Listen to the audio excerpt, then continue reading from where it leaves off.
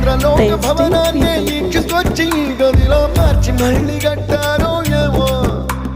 మాయజాలము తెలుసు మంత్రగారడి తెలుసు రెంటి కన్న ఇది ఇంకోటేమో నీలాకాశం నేలాకొస్తే ఇట్టాగే ఉంటాదో ఏమో ఈ సంతోషం దాచాలంటే హృదయాలు ఓ వంద కావాలేమో ఇంతందంగా ఉంటుందా ఈ లోకం ఇన్నాళ్ళు ఈ మనసుకి తెలియాలేదే పాపం